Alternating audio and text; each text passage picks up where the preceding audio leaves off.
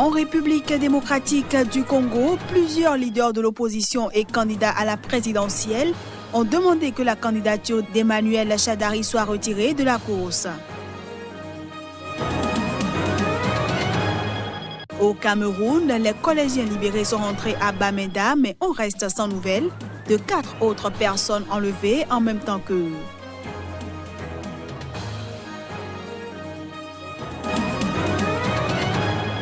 Et puis les 10 pays signataires de l'initiative européenne d'intervention se sont retrouvés pour la première fois à Paris pour donner un contour concret à ce projet censé muscler l'Europe de la défense. Voilà pour le sommaire. Bienvenue à tous. Aux États-Unis, les élections législatives de ce mardi ont permis de renouveler largement le Congrès américain. La démocrate Ilhan Omar vient d'être élue à la Chambre des représentants après avoir remporté le scrutin dans le 5e district du Minnesota. La jeune femme devient la première réfugiée somalienne et une des premières femmes musulmanes à entrer au Congrès. Les Somaliens se réjouissent de son élection.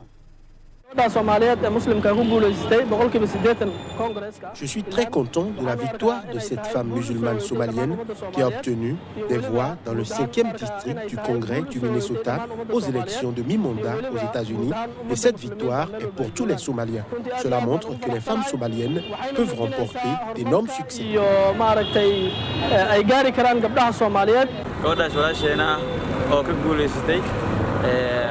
Nous sommes ravis du succès de cette sœur somalienne et nous l'exhortons à défendre les Somaliens et les musulmans aux États-Unis.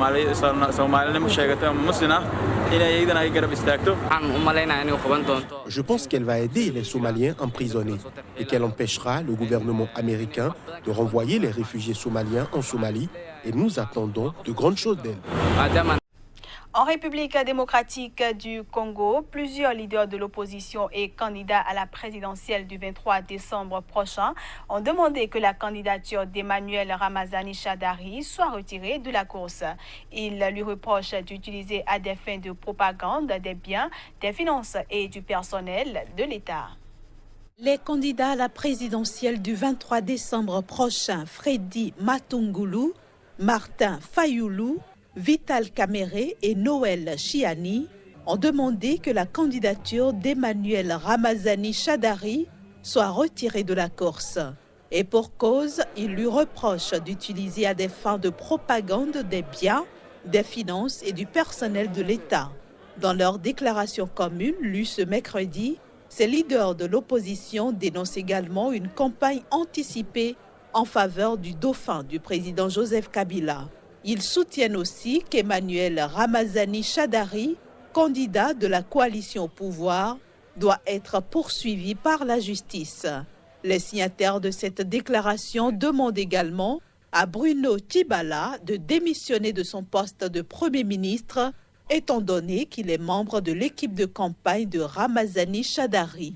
Ce que rejette la majorité présidentielle, arguant que la participation à une campagne électorale n'est pas incompatible à la fonction gouvernementale.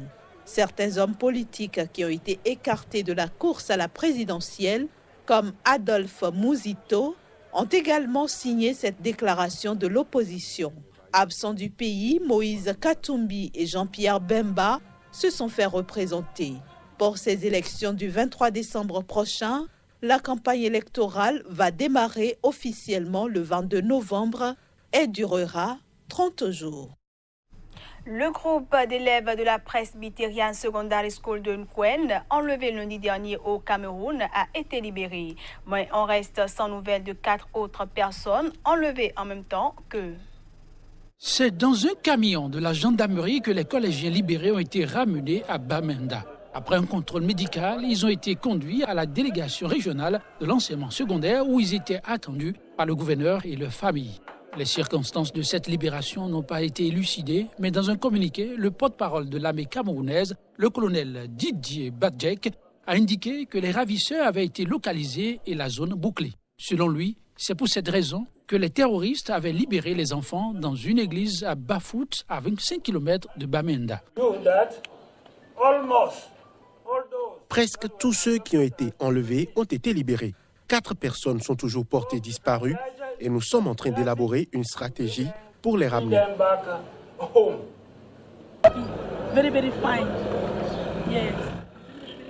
Très contente, oui, vraiment contente, parce que je pensais que quand ils kidnappent les gens, ils ne reviennent plus. Heureusement, mon enfant est rentré, je suis très contente de le retrouver.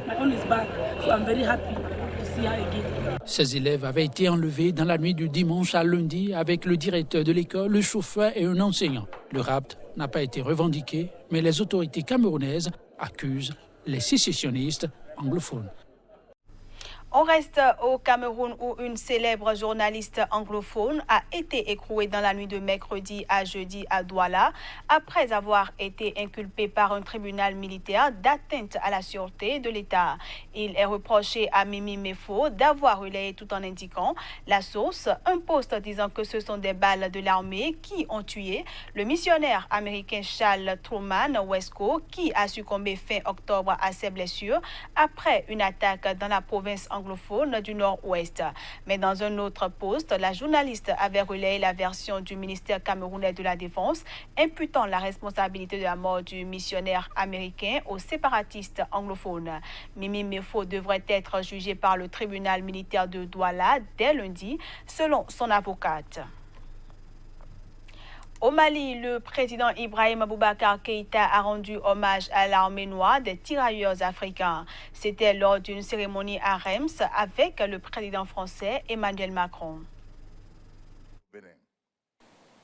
Selon les chiffres les moins contestés, près de 200 000 combattants africains ont accouru à la rescousse pendant la Première Guerre mondiale. Ils se sont battus pour l'Empire, par monts et par veaux.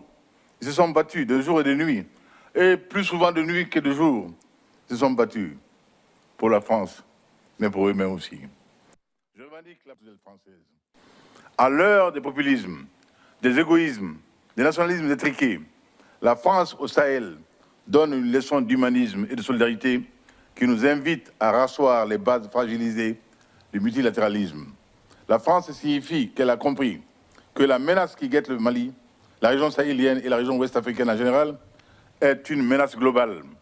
Car pour se réinventer, il faudra dans notre nouvelle mission historique, l'Afrique avec la France, l'Afrique avec tous ses partenaires stratégiques, mettre la question du climat au cœur de nos agendas. Parce que la vie est en danger. Parce que la postérité n'est plus évidente. Et l'Afrique est en train de devenir la principale victime collatérale du changement climatique. Donc, de l'égoïsme de quelques-uns retranchés derrière leurs murs. Autre défi urgent. Les 10 pays signataires de l'initiative européenne d'intervention impulsée par Emmanuel Macron se retrouvent pour la première fois à Paris. Cela vise à donner un contour concret à ce projet censé muscler l'Europe de la défense.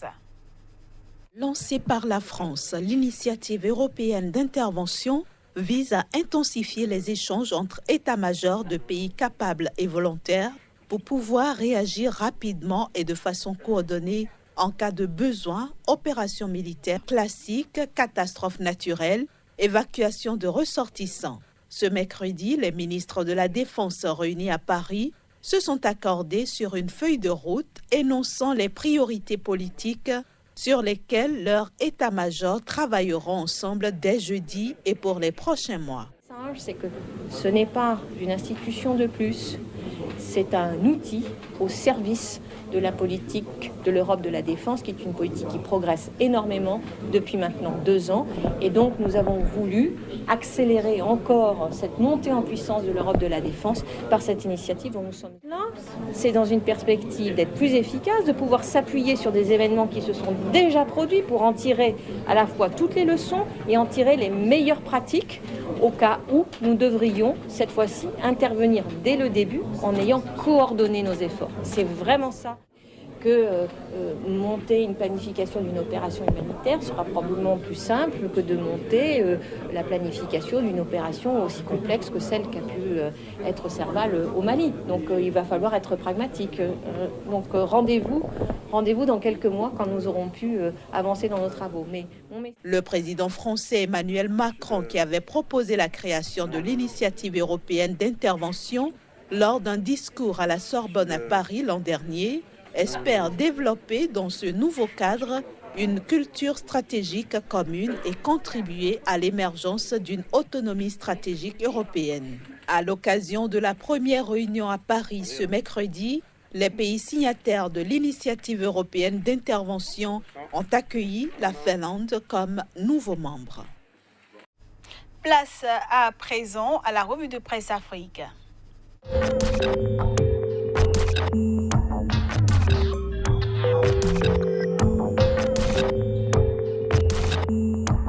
Bonjour et bienvenue à toutes et à tous sur Sika TV. La revue de presse Afrique de ce jeudi nous emmène au Burkina Faso, en Côte d'Ivoire, au Cameroun et au Togo. Crise au Togo après la facilitation à Conakry. Condé et Ado vont-ils finalement faire avancer les choses devant l'intransigeance du pouvoir et de la C14, s'interroge le journal Écho du pays. Classement Doing Business 2019, on reste avec Écho du pays qui fait le point des performances réalisées et des défis à relever par le Togo. Législative du 20 décembre au Togo, TM Togo Matin annonce la fin d'une semaine très décisive pour le gouvernement.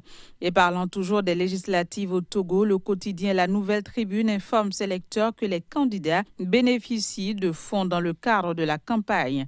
On reste avec La Nouvelle Tribune qui nous informe que 2 instituts illégaux de l'enseignement supérieur ont été fermés.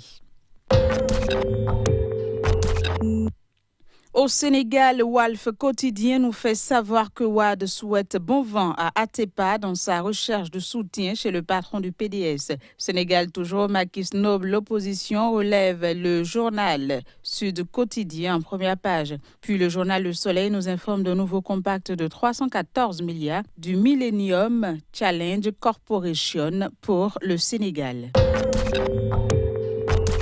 Prestation de serment de Paul Biya au Cameroun, le quotidien L'Épervier souligne en première page une mobilisation exceptionnelle sans précédent lors de l'événement. Une lecture de la une du journal Le Jour nous apprend que Maurice Kamto a été séquestré à son domicile. On reste avec le journal Le Jour qui nous annonce également la libération des élèves enlevés à Bamenda. En Côte d'Ivoire, le journal Fraternité Matin nous fait savoir que Duncan a identifié les obstacles à relever dans le cadre du développement du continent africain. Puis coopération Côte d'Ivoire-France, la région du Grand Est est en prospection à Abidjan. Peut-on lire en première page du journal Fraternité Matin. Dernier escale, le Burkina Faso. Migration clandestine, le président du Faso prône un développement équitable via le quotidien Sidoya qui préconise également la culture comme un moyen de prévention dans le cadre de la lutte contre l'extrémisme violent. Voilà, c'est la fin de la revue de presse de ce 8 novembre 2018. Merci d'avoir été des nôtres. À demain pour de nouvelles informations.